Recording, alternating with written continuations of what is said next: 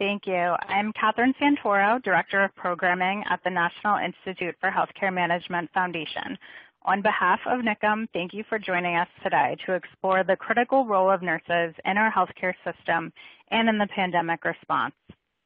Over the past year, nurses have been among America's heroes on the front lines fighting the COVID-19 pandemic in hospitals, nursing homes, and community clinics, while putting themselves at great risk for exposure to the virus. According to an investigation by Kaiser Health News and The Guardian, 3,448 healthcare workers have died after contracting coronavirus on the job, and 32% were nurses. Today, we not only honor them, we will explore how to support nurses and their work more effectively, recognizing the stress they are enduring, as well as the critical role they play in improving patient care and health outcomes. The demand for nurses has accelerated existing shortages and challenges, with implications for patients, the nation's healthcare system, and nurses themselves. Staffing shortages impact patient care and contribute to nursing burnout and a sharp increase in the number of nurses leaving the profession. Nurses continue to be at the forefront of the pandemic response, playing a key role now in vaccine access and addressing vaccine hesitancy. As the most trusted profession, according to an annual Gallup poll, it is now more than ever important to elevate their voices in local communities to combat misinformation. Today, we will explore strategies to support nurses and their well-being, invest in the future of the nursing workforce, and raise their voices as trusted sources for the media and the public. Before we hear from them, I want to thank NIHCM's President and CEO, Nancy Chalkley, and the NIHCM team who helped to convene today's event. I also want to thank the Journalist Resource, a project of the Harvard Shorenstein Center for Media, Politics, and Public Policy, for collaborating with us on this webinar, and introduce Carmen Noble, Program Director, to make brief remarks. Thanks, Carmen? Catherine. Thanks, Catherine. I know everyone is eager to hear from our speakers today, so I'll just briefly explain that the Journalist Resource is a free online resource that examines public policy news topics through a research lens. Our mission is to inform the news by bridging the communications gap between academia and journalism, and our goal is to get more high-quality research into the news media stream. Our website, journalistsresource.org, features accessible summaries of high-quality medical and social science research, articles about standout studies, tip sheets on how to avoid common journalistic pitfalls when reporting on research, topical comics, interactive graphics, and more. Among our most popular pieces is a tip sheet explaining why journalists should interview nurses more than they do. And we're really happy to be part of this webinar today. Thank you. Thanks, Carmen. NIHCM has really enjoyed supporting and collaborating with the Journalist Resource through our journalism grant program and collaborating on this event today. And to our audience, you can find full biographies for all of our speakers, along with today's agenda and copies of their slides on our website. We also invite you to live tweet during the event using the hashtag #NursesOnTheFrontline. I am now pleased to introduce our first speaker, Mary Ann Fuchs. Mary Ann is Vice President of Patient Care and System Chief Nurse Executive for Duke University Health System and the Associate Dean of Clinical Affairs for Duke University School of Nursing. Mary Ann is also President of the American Organization for Nursing Leadership's Board of Directors. We're so honored to have her with us today to share the challenges nurse leaders have faced during the pandemic and lessons learned to help us understand how we can best support our nursing workforce going forward. Mary Ann? Thank you, Catherine, and thank you for having me today. I am hoping to share some great information with you, and I will take the opportunity to speak specifically about insights that AONL has been able to gather along the way. Certainly it's been a challenging year, both as a chief nurse and as organizations. And so I'll introduce you just quickly to AONL. AONL is the American Organization for Nursing Leadership, and it really convenes nurse leaders working in all aspects of healthcare We see ourselves as the voice of nursing leadership, and we are the subsidiary of the American Hospital Association, with a clear vision to shape healthcare through innovative and expert nursing leaderships, and doing that through one voice advancing health. We have many priorities that you can see on the slides here, but really it's to advocate for nursing to help to shape the future of healthcare, really influence our workforce, sustain and evolve nursing leadership competencies that we'll talk about today, support value-based healthcare, and then strengthen voice. And that's a lot about what we're talking about today through all of the speakers here. And so we do this through education, we do it through advocacy, and we do it through community. And that community really includes a vibrant network of nurse leaders that you're going to hear much more from today in the information that I present. So the objectives that I'm focusing on today are really to explore COVID insight from frontline nurses and nurse leaders, talk about nurse executive competencies that were heightened by COVID-19, and really identify lessons learned and some of the thought moving forward. So the slide that you see here really comes from the American Nurses Association survey in the spring of last year that really got the insights of 32,000 nurses from across our country as they were jumping into the COVID-19 pandemic.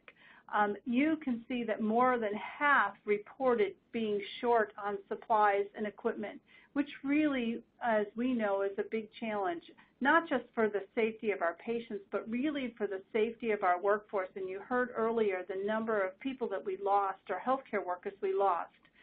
You can see that 68% were worried about being short-staffed, a big issue as it relates to being able to care for patients during this time appropriately. And as we know, the nurses were and continue to be the component of the workforce probably spending the most time with our patients. So the ANA did this survey to help us understand some of the needs that were going on initially and continually as we sustain during the epidemic. So AONL had this great opportunity to partner with Jocelyn Marketing, and we did a survey in July, which we published actually in August, and the results are actually, more detail is on the AONL.org website, but I'll go through these today because I think it's important as we move forward with the information. We had, in this process, about 1,800 respondents that responded in July over a 10-day period. And we had a mix of participants. So hospitals, largely, they were either pre-surge, during their surge, or sustaining COVID-19. So we got a broad perspective of the issues. And this, again, was a non-incentivized Qualtrics survey that really looked at nurses' perceptions, their concerns, challenges, and future readiness. And I will say we are actually going to do, right now, are conducting a longitudinal study to remeasure where nurses are in this pandemic. So what you can see here is that 82% of the participants were chief nursing officers, chief nurse executives, vice presidents, directors, or managers, but there were other roles that were represented, but the majority, 82% nurse leaders. They were spread from across the country. This heat map shows you where the participants were located, and you can see we had areas that were surging, areas that were pre-surge, and then areas that were sustaining according to the different locations in the country. So what were nursing leaders' key concerns? Well, here you can see in the chart that early on, we really felt nurses across the country had no playbook, right? We were trying and having to create new policies, new procedures, new ways that we staffed. that early on we were really trying to learn what was happening with the virus, what was changing with the virus. And secondarily, as you saw before in the ANA survey, all the shortages of PPE, the materials, whether we could test people, whether we had enough monitors or equipment to be able to care for patients. In the beginning, around just even having nursing. I have one colleague I know early in the pandemic from New York, where she literally called her staffing company and said, I need 1,000 travelers tomorrow, and brought them in to help staff her organization with that process. So, and that helped her during the surge. And during the surge period of time, we didn't have the answers, and we got conflicting information, both locally, nationally, and the information changed. So that whole trust, the issue around trust and information, really helped help define that period of surge. And the changing culture of being able to really understand the workforce that you were working with and being able to provide work really became an opportunity. And then in sustaining, it's really what has been the impact of change on staff. And quite frankly, what we're learning now is just the whole piece around resilience. And how our staff are able to be able to continue to provide care during this time. Early on, in addition, communities really came and put their arms around the healthcare workforce. Now, today, being able to sustain in this culture with the politicization of masks and infection prevention procedures, we have challenges to a certain extent with families and those continuing to believe that this really isn't a problem, perhaps, and it causes other challenge for our staff, for our families, and for our patients. Really, nurse leaders during this time knew that we would have to continue to build trust amongst staff and patients. It was difficult because of the constant changes that we were having to experience during this time and the differences of information. Probably one of the biggest challenges for us. But let's look at some more detail in some of these challenges. When nursing leaders were really getting into this whole process, building capacity really became an opportunity, right? There were so many patients that needed to be cared for, so many different things that staff had to learn. And so on average, we asked what some of those challenges were. 75% of nursing staff had to receive training to learn, on average, new competencies to care for COVID-19 patients. Early on, some places could, decrease other parts of their business in order to care for patients, but the staff had to be retrained in order to provide this care. And then overall, on average, 62% of nursing staff in hospitals were needed to treat the COVID-19 patients. So if you can imagine juggling the ship, if you would, around who was providing care and what environment, these were major items that nurse leaders had to help manage through. And when they were looking to really think about how they provided care, there was just a great need to increase ICU bed capacity because of the level of illness of our patients that we were seeing. And so, 46% of organizations increased ICU beds, and you can see on this slide here, over 73% had to increase by 20 or more beds, some increasing hundreds of ICU beds in order to, to be able to provide care during this surge period of time. Made this a big challenge, not just from equipment, supplies, but people, how to care for people during this time. Remember, we had to make some major changes in how visitation occurred, how infection prevention practices were put into place, a tremendous amount of impact in the organization.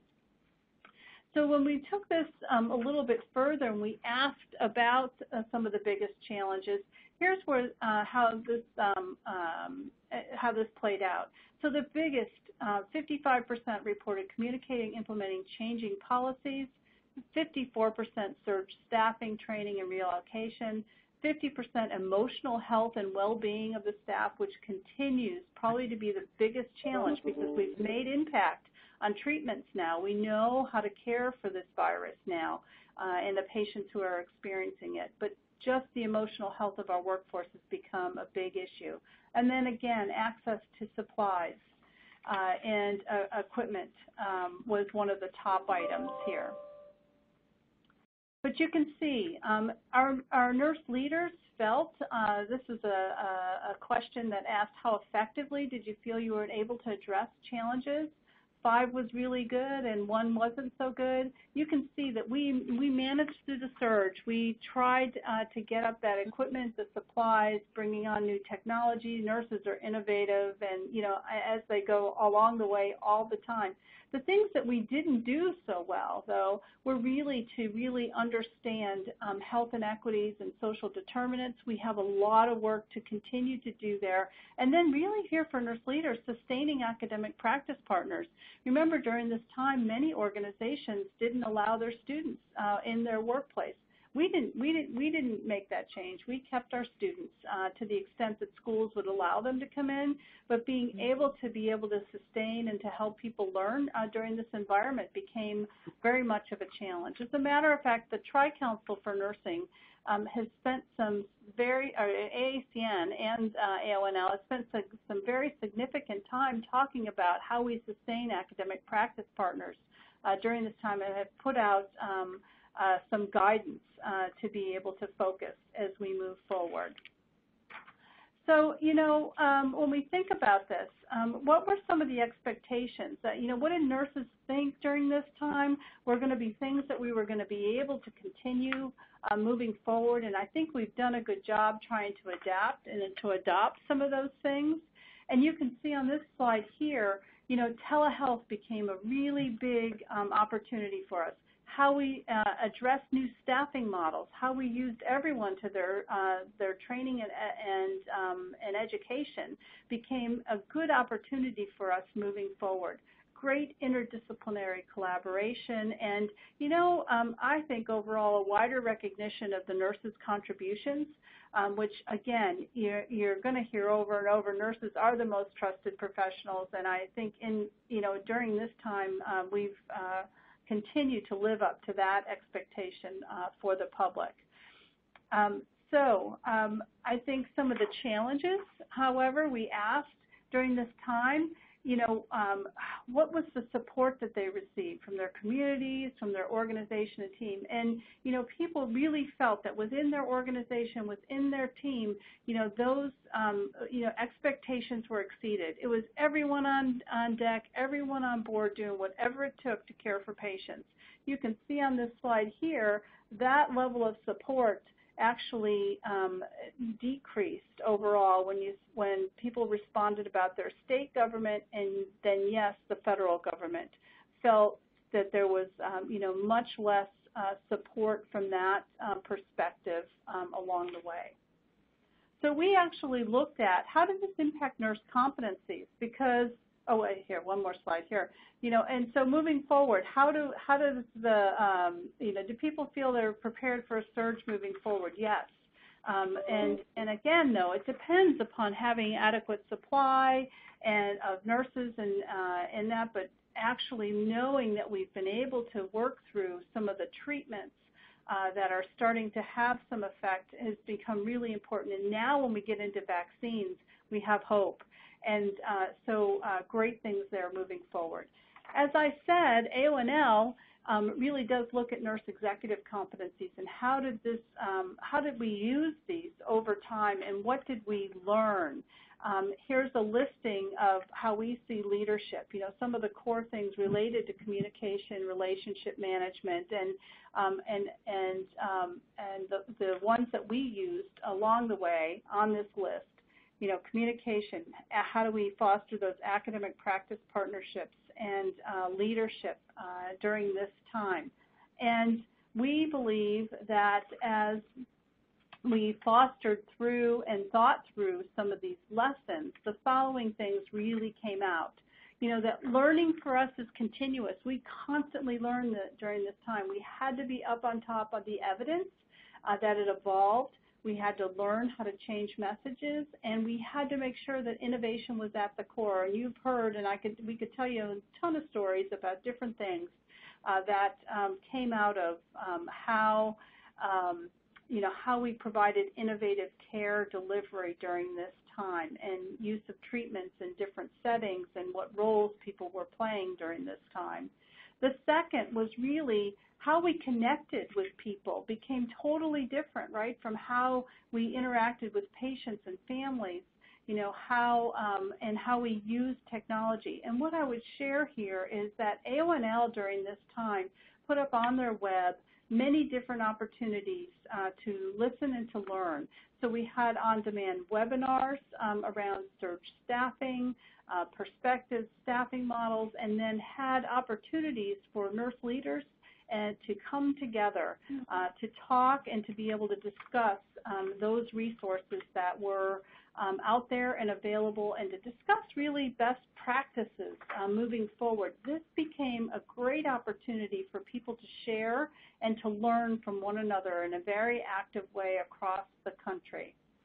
And then in addition, we provided different resources that I believe we are continuing to build upon, because these are the things that kept coming up during this time, trying to lead through crisis, dealing with the issues around moral distress within our staff, and providing those supports and resources around resilience. We also tapped in and provided those resources from the AHA, and as it relates to being able to provide ongoing guidance to healthcare organizations. Some of these were listed here in addition.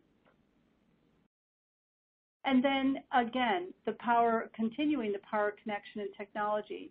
Pretty much everything is virtual these days. Organizations totally changed how they deliver care, how they interact with their team, how they interact with patients. And these are great things moving forward for us to be able to continue to build upon.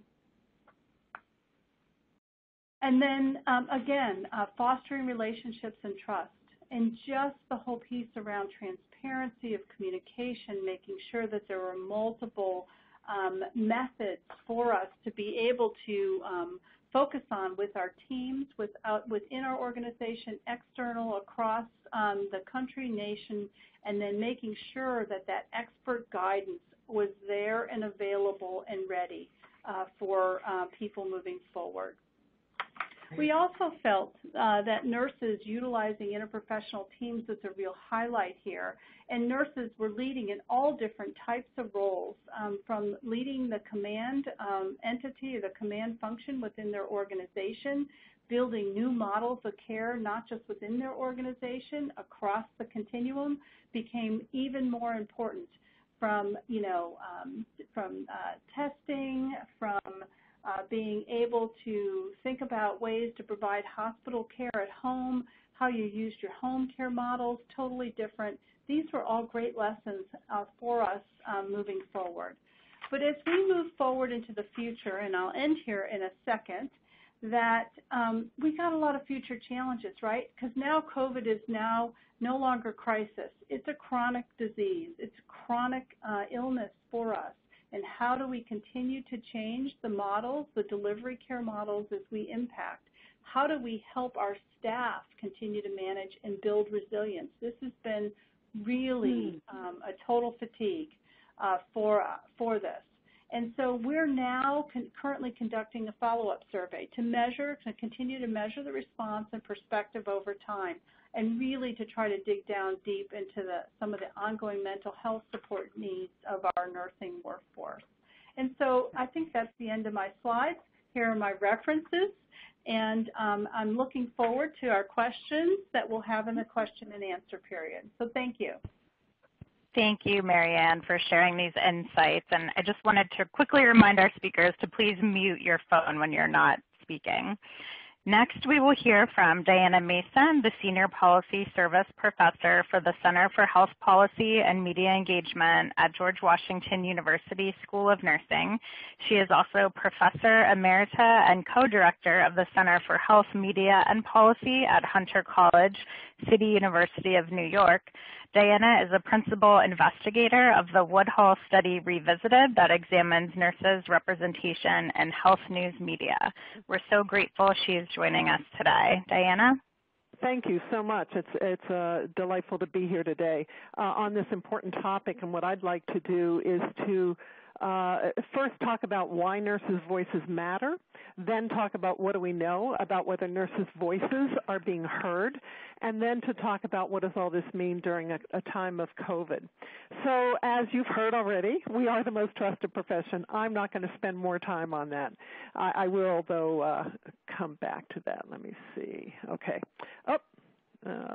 Okay, so another reason why nurses' voices matter is that we have unique perspectives on people's experiences of health, of illness, of health care, and we have important perspectives around what policies ought to look like that affect health. So we were with these patients, as you've heard Marianne talk about. We're on the front lines of care. We understand what patients and families need and want and what communities want. And I want to point out that we have a highly educated, growing cadre of advanced practice nurses and nurses with doctoral degrees as well as master's degrees who are nurse practitioners. They are certified nurse anesthetists. They are nurse midwives. They are nurse scientists.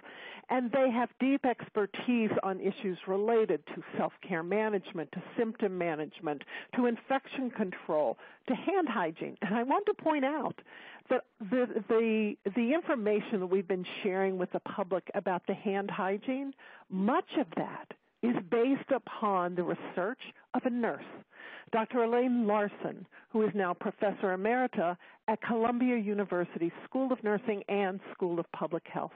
And she had years of NIH-funded research and research funded by others looking at hand hygiene, looking at the effectiveness of the gels, et cetera. And so we have deep expertise in a variety of areas, and in fact in all areas of health and healthcare. And I want to point out, which should be obvious to you from hearing Mary Ann's presentation, that the chief nurse officer or chief nurse executive is often also the vice president for patient services and is responsible for the largest proportion of the hospital's budget, sometimes up to 70% of the hospital budget. Who better than somebody like Mary Ann, or chief nurse officer, to talk about what is the impact of budget cuts, the budget strains that hospitals are feeling? What is the impact on patients, on families, on staff, and on the hospital's ability to deliver on its mission to communities as well? I like to say to my journalism friends, remind them that if you're not interviewing a nurse, you may be missing the best part of a story. So I was interested in what do we know about nurses' voices? Are they getting out? And I was very much aware of this Woodhull study revisited.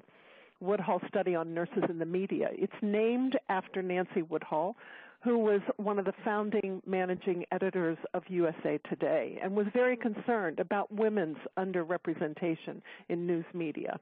And back in 1997, looking at print media, they found that nurses were used as sources in 4% of newspapers, 1% of weeklies, and 1% of industry publications like Modern Healthcare. 20 years later, we have replicated that study. In 2017, we published it in 2018. Nurses were used as sources in 2% of the same newspapers. Weeklies came up to 2%, and industry publications 1%. Now, the difference between 1997 and 2017 is not statistically significant. So we're not saying things have gotten worse, but nothing has changed in 20 years. So we're interested in why. We are the largest group of health professionals in this country and globally. Why are we invisible in news media? And so I and some colleagues did a qualitative study of health journalists looking at what were their experiences with using nurses as sources. And high-level theme, the major overall theme, is that there are biases about women, about nurses, and positions of authority in healthcare, and those get in the way of journalists using nurses and others. I would argue that the same probably holds with social workers, for example, in health reporting. And there were a number of sub-themes that I want to call out. The first is that there are editorial biases in the newsroom that are really embedded in their policies, procedures, and editorial practices. Repeatedly, the health reporters told us, if I'm doing a story that's not on nursing per se, but on healthcare, and I want to use a nurse as a source, I have to justify that with my editor. I never have to justify using a physician. The idea is that physicians have a voice of authority on everything related to healthcare, even though they may not be the best expert on a topic. And again, that includes, you're talking about ventilators, I'd want to talk to a respiratory therapist. So there are procedures here, including the style manual. The Associated Press style guide is used by most newsrooms, and up until 2018 did not permit publications to refer to anybody as Dr. So-and-so unless they were a physician, osteopath, dentist, or a veterinarian. These were largely male-dominated professions when these rules were written. Now, today, they changed that in 2018, so we're able to refer to Dr. Jill Biden. Thank you very much. So there are a number of other editorial biases, but those are two that I wanted to highlight. Now, journalists don't understand the range of nurses' roles, work, and our education. That was another major theme. But they're not alone. I'm constantly working on my family members and my friends trying to explain what it is that nurses do. People think, well, nursing is caring. Anybody can do it.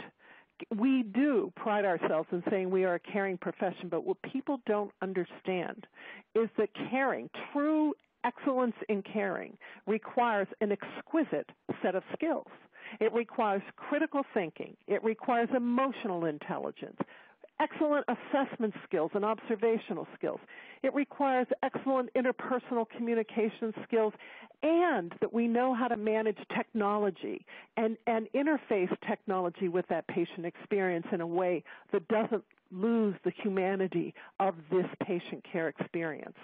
And so we've got to do as a profession a much better job of trying to convey what it is that we do.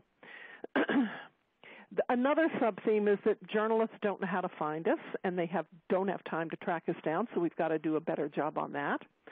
And one sub-theme that really surprised us was that repeatedly the reporter said, when we go to the communications or public relations staff of hospitals or even universities with schools of nursing and say we're doing a health story and we want a source, we're never given a nurse. And even if we ask to interview a nurse, we may not be given one.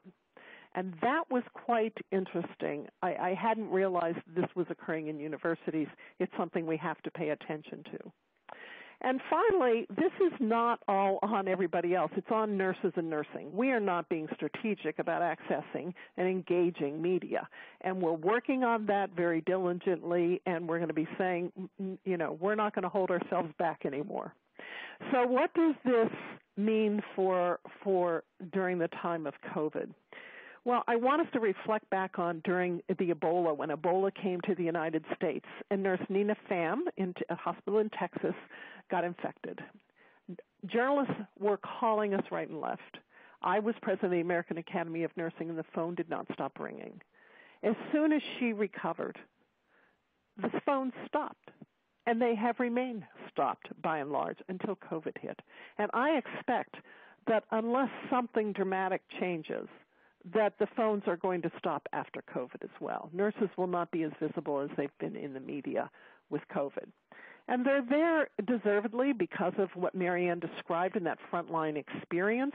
They have that frontline experience. They also brought attention to inadequate PPE, and that was really important, and some of them lost their jobs for talking to the media about inadequate PPE, even though they were trying to protect themselves, their patients, their families, and others.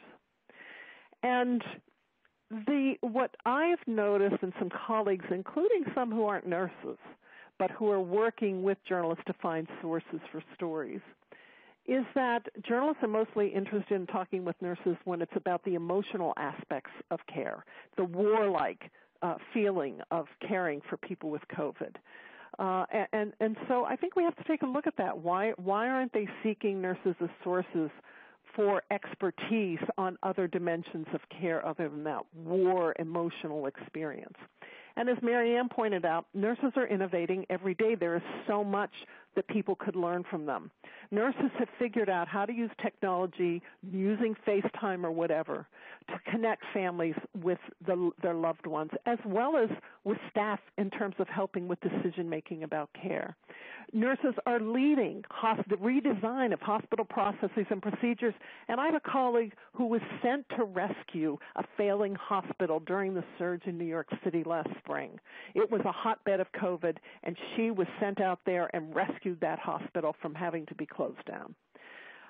Nurses are on the front lines of public health during this pandemic, the school health nurses, the home care nurses. The experiences of nurses in innovating during this COVID time is rich and it is deep, whether it's contact tracing, whether it's vaccine rollout, et cetera. We are innovators and have always had to be. And the operational aspect of hospitals and other healthcare organizations and how to redesign it during COVID is by and large led by nurses. And so we have some challenges. We have media policies that institutions have put in place that are essentially gag orders. Hospitals didn't like nurses speaking about the lack of PPE. And so there are media policies, and sometimes they're selectively enforced. Not all physicians, in fact, very few physicians, get fired when they speak to media without going through the PR department. Although during COVID, I saw at least 2 physicians who had been fired, and I think one got his job back. So that is a big challenge. Job loss. They know they can lose their job if they speak out or say too much to other people. And there is this fear of speaking with journalists even off the record. I had journalists saying, I want to interview a nurse about such a topic, and I'll talk to them even off the record because they just wanted to get the information from the frontline nurse. But I have to also point out that policymakers need to start paying attention here. Here's President Biden forming his COVID task force with no nurse on it.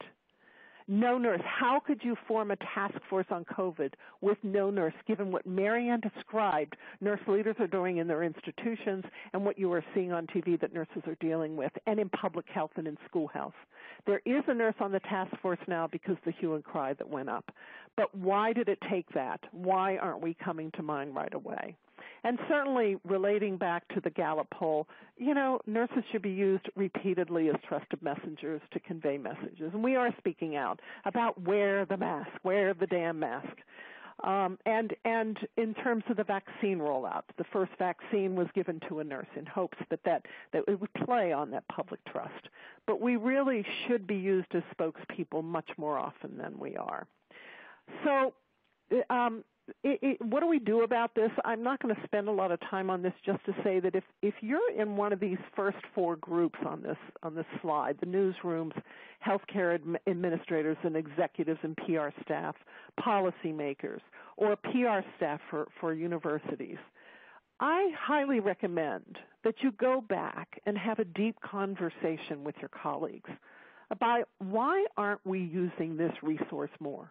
In newsrooms, why aren't we using nurses as sources more? And when we use them, what are we using them around, and are we missing opportunities for their deep expertise to inform our stories?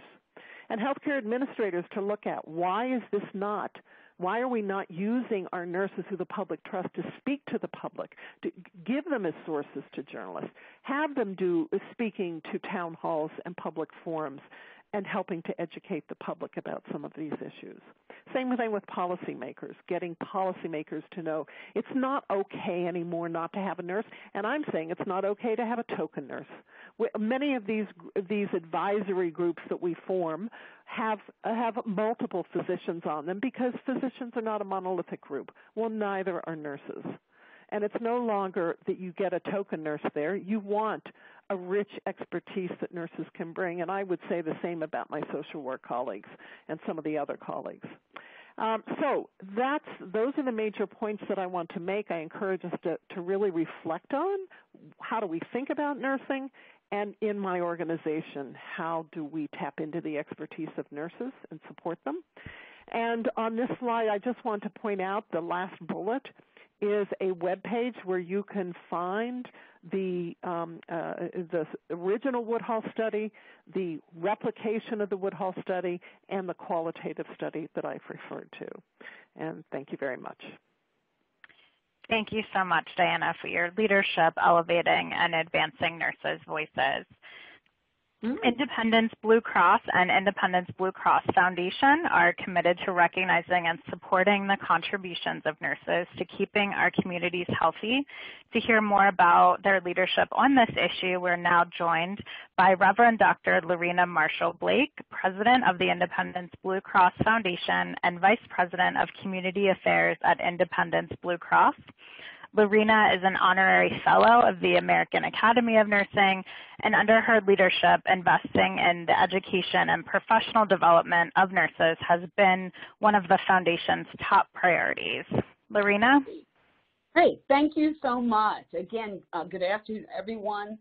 Hopefully you don't have Zoom fatigue by now, but this is the best way we can connect and learn from each other right now. Again, I want to thank Dr. Fuchs and Dr. Mason for their outstanding presentation. And again, thank you to NIHCM. It's always, I've been here before, but it's always a privilege to work with your great organization. And I'm really, really excited and honored to be a part of today's session, the first in the new series, Healthcare Workforce 2021. Again, by launching this series at this time, I think NIHCM shows that you really have your finger on the pulse of the times. And when I hear Dr. Fuchs and Dr. Mason talking how all the different challenges and what nurses are going through, it's just so, it's just imperative that we have this discussion. But for the past year, our frontline, when you look at it, and it's been mentioned again, our frontline healthcare workers have fought the fight against COVID-19, and that they've put themselves and their families at risk for us and our families. So many of them, too many, I believe, have sacrificed their health or even their lives. Again, looking back at the slides, talking about not enough PPEs, nobody really caring or hearing the voice of what nurses have to say. Again, I think we need to talk about how to rebuild our healthcare workforce after such a challenge. And again, with nurses leading, not only are they on the front line, but they're leading the conversation, they lead the discussion, as I was listening to the presentation that was just before us. It shouldn't be just nurse just for a day. It should be nurse every day and hearing their voice. So NIHCM has stepped in, I believe, to help lead the conversation. And their first topic is dear to me and my heart and everyone at the Independence Blue Cross Foundation, nurses.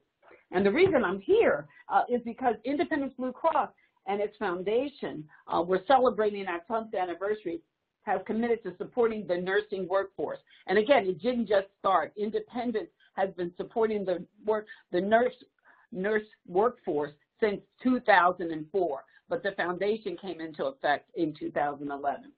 And we believe that nurses are the foundation of a responsive, compassionate, and sustainable healthcare system, and that there's no way to do anything without nurses.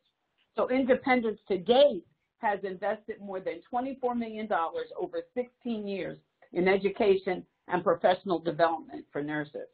Today I'm going to talk a little about what we think should be the priorities in supporting the nursing profession, and then later if we have the opportunity, we'll do the Q&A. Our first priority that we're looking at, and it's come to the fore and has been around for a while, but really is front and center, is to ensure there is a pipeline of qualified and culturally competent nurses. Okay, recently I just finished a 3-year participation with NACNET, the National Advisory Council on Nurse Education and Practice, where we just came out, if you get a chance, the 20th report their 17th report, preparing nurse faculty and addressing the shortage of nurse faculty and clinical preceptors. Again, the conversation about shortage of, I mean, it's real. Again, it may depend on where you are, but if you look at what has happened with COVID and the pressures, the stress it has placed on the whole nursing force. Again, we have 10 years ago, NACNIP did a report and talked about the shortage, and it is now 10 years hence, and there's still a shortage because folks are retiring. Again, they're stepping out from stress. Again, academia is not paying as much as the clinical. So again, you've got all those pressures that are surrounding that. So we need to promote nursing and open up opportunities to as many people as possible. At the foundation, we award funding to nursing programs in our greater Philadelphia, and you go to the next slide, to our greater Philadelphia region for undergraduate, graduate, and doctoral scholarships. Our funding has provided more than 3,000 scholarships across more than 20 nursing programs. And we have a footprint in Philadelphia, but we are in Montgomery, Bucks, Delaware, Chester, and Philadelphia County, and we support all 20 nursing schools within our footprint. We also developed an innovative model to help prepare future nurses to deliver care in our communities. Over the past 16 years, our nursing internship program has given hundreds of aspiring nurses the chance to work at community health centers or in health center administration settings while they were still in school. And the beauty of that, I got excited. I'm audacious enough to believe by the opportunity for our students to then be in the health center, that, and there are 50 of them, that they get the opportunity. They then come back and say, oh, I want to be a public health nurse, had not considered it, and really boots on the ground and making a difference. And again, as nurses come to the fore with their, again, compassion and caring, but they have the skill sets to do the work, and not just bedside community health center, but even in the boardroom. And because, again, we know the value of real-world experience, and that's why I love these internships for people entering the healthcare workforce. This past summer, I had 30 nurses, undergraduate nurses, that did it virtually, and we still were able to add the clinical in too. It was a challenge, but we were able to do it. But our internship program also emphasizes innovation and leadership in nursing. 4 of our former nurse interns received the President's Engagement Prize from the University of Pennsylvania, which is a $100,000 prize to develop and implement programs to improve the health and well-being of the community. Another former nurse, and this was just within the last week or two, intern recently launched, it's called Lumify Care, an innovative solution to provide light to nurses without disturbing sleeping patients. He was just recently featured in the New York Times. So, of course, he was one of our interns, so we've claimed him, we've talked to him, so it's like I'm like a proud mother. Another priority, especially now, is to support the health and well-being of nurses so they can continue delivering care to their patients. Again, we look at burnout. We look at the fact that there's stress. Again, you don't have enough equipment. You know, you have more patients than you ever could have. Because even before COVID, and I'm going to say, and it's been borne out by both presentations, even before COVID-19, it wasn't easy being a nurse. So our focus on nurse well-being started with a study and partnership, and this was recently with Villanova University, to learn how the opioid epidemic was affecting ER nurses. And what they found was that those nurses experienced high levels of burnout and secondary traumatic stress that leads to compassion fatigue and influences the delivery of care to patients with substance use disorder.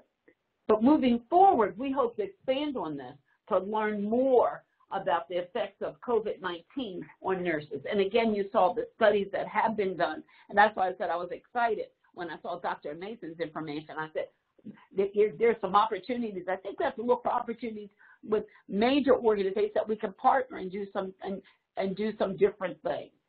And again, to provide engaging solutions to address their mental health and well-being.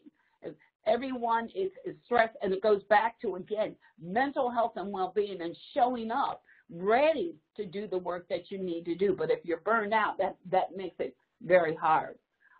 This research that we did with Villanova helps us support nurses now and develop effective models to educate the next generation. So again, we didn't know, but we went to those who are right on the forefront.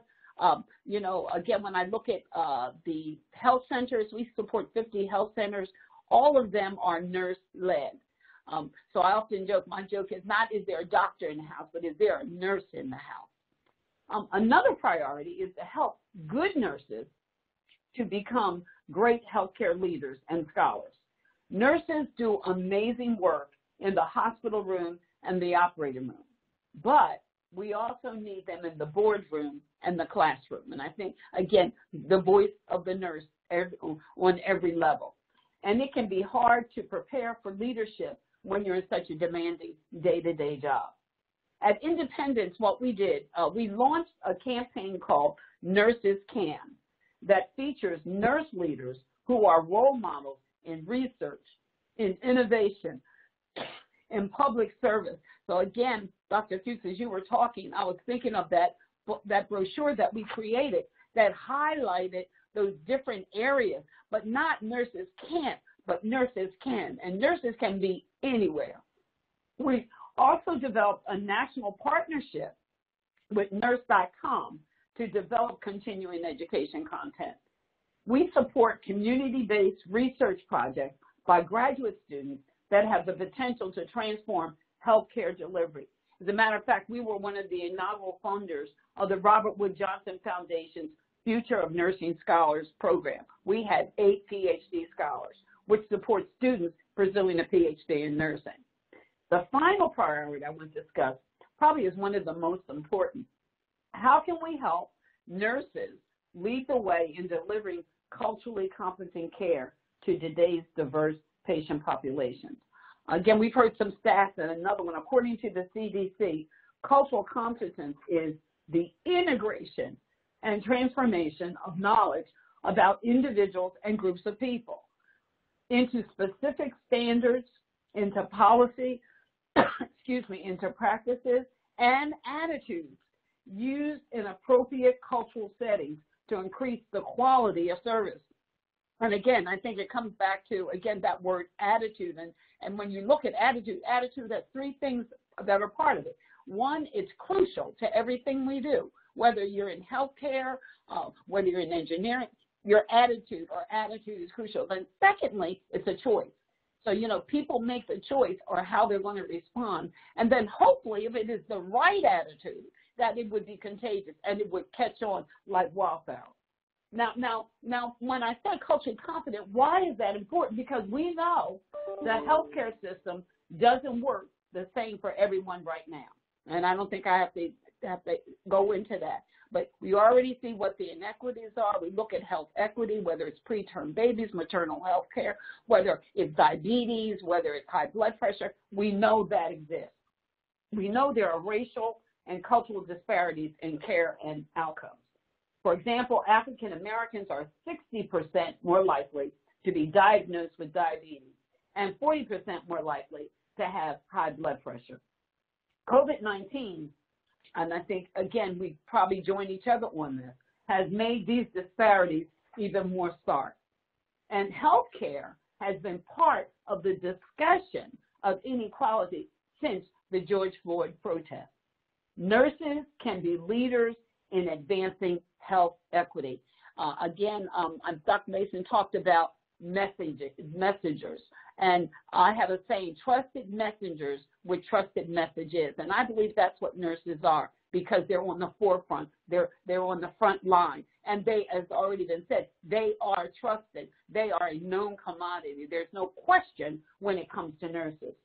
Now, the first person, I don't know if you saw it or not, in America to receive the COVID-19 vaccine was Sandra Lindsay, a nurse at the Long Island Jewish Medical Center. As a nurse and Black woman, she wanted to inspire people who look like her, who might be skeptical of the vaccine. And again, nurses on the front line leading, it's okay. I've been able to do that, and especially in communities of color, in the African American community, there's that tendency with regard to, you know, is the vaccine safe? You know, should I do it? Shouldn't I do it? There has been such a history of how vaccines have been used or tests that have been done. So again, I believe, again, nurses, and when we talk about nurses on the front line, it is about leadership. It is about stepping forward. It is about having a voice. It is about going back to where Dr. Mason was talking about, you know, in other words, it shouldn't be an afterthought that you have a nurse speaking out or interviewing. You should automatically have a nurse. And again, I got excited as she did when they finally got a nurse on the COVID task force. Now, our foundation is supporting also grassroots organizations who are addressing inequitable access to COVID-19 testing and vaccines. Matter of fact, I don't know if you probably saw it on the news, we were one of the first funders, and we continue to fund the Black COVID doctors who did over 4,000 vaccinations this past weekend from Friday at 12 until Saturday morning at 12. Again, making sure the funding is there. In addition to, there's another group for the Latino community called CAPE, Community Access Testing Experience. And I was with them yesterday in a Latino neighborhood doing COVID testing and education. Again, it's getting the education about COVID and getting rid of the myths that are out there, and also about the vaccine at the same time. But again, for the Black and Hispanic community, we are right there on the forefront. And then I would be remiss if I didn't talk about, as we get future nurses into the pipeline, our nursing internship program, which is committed to ensuring young nurses are prepared to care for diverse communities. As I mentioned, they go out into these 50 health clinics, and the clinics are in the community. We lead professional development sessions for the students that focus on issues related to diversity and cultural competency. Again, we do our session, but again, it needs to be in curriculum. It needs to be something that is practiced often. Our internship sites, like I said, include community health centers in medically underserved areas. And again, they often serve diverse communities, including Hispanic, Latinx, African American, LGBTQ. So again, making sure that we touch those populations who right now have no voice really and are underserved. But early exposure, like I said, to these environments can help increase the number of nurses in communities that need them. It can also reduce the risk of burnout that is often experienced in underserved settings. We are proud of this program and the bridge it provides. And see, I think that's what it is. We have to provide the bridge for our future nurses to get across. We have to expose them to those settings that are out there, the other opportunities that are there, from academics, which is great, but also to the community. In this issue, like in so many others, nurses can show us the way. As long as we make sure they have the right preparation. I think it's all about the prep time. It's all about being prepared. So I hope, again, I've made the case that the stakes are really, really, really high for us to get nursing workforce development right. And we need to get it right. And the time to get it right is right now, especially, I believe, after a year that was so difficult on the healthcare system. And is it going to be easy? No, it's not going to be easy. But I know that the best minds, and they are nurses, are working on the problem, beginning with this group today. Again, it's been a pleasure to speak to you, and I look forward to questions. And again, thank you for the opportunity of presenting. Thank you so much, Lorena and Independence Blue Cross Foundation, for your leadership preparing the next generation of nurses to care for diverse communities. I'll ask all our panelists to come off mute. I know we're running very short for Q&A, but we know there's no end in sight for the demand for nurses. Marianne alluded to COVID-19 as a chronic illness. We've heard about their importance in vaccine delivery. A lot of questions have come in about the concerns about recruitment and retention of nurses, both now and after the pandemic, as well as, students thinking, whether it's students that might be thinking about entering the nursing profession, and how do we bridge these gaps, and what is the key strategy or solution that each of you might want to leave us with today about how we can really support the workforce going forward? So this is Diana. I'll start, but I think Marianne will have a good bit to say about this, as well as Lorena.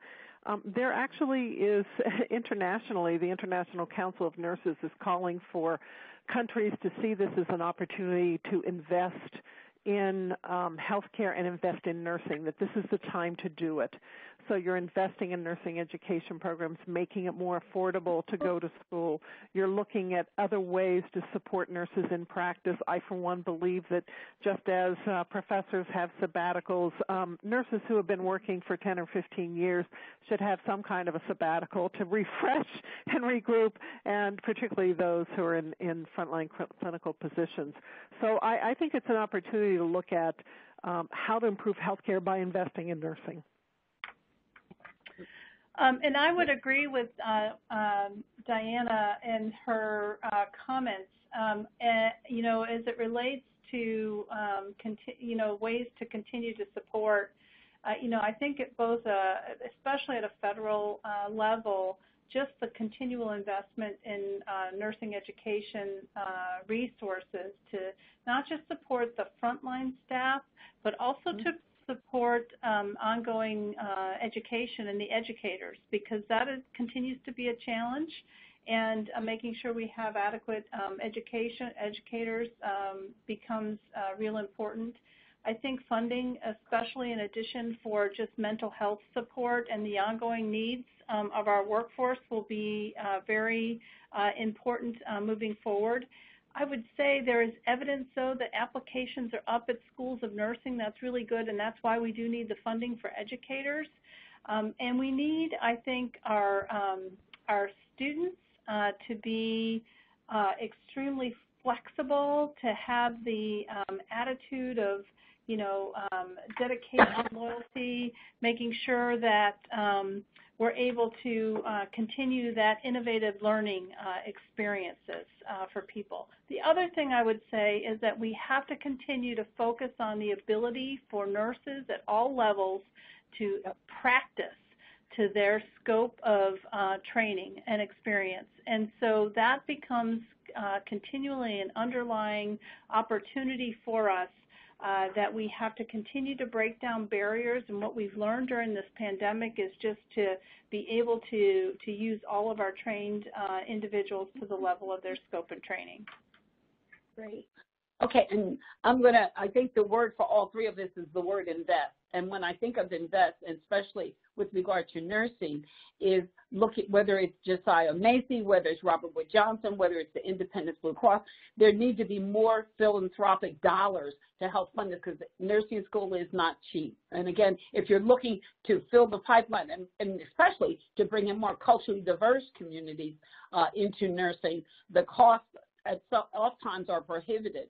And I think also building the pipeline. I was just recently in a conversation the other day where looking at someone who is a CNA and now they're going into community college and going from community college into an RN program.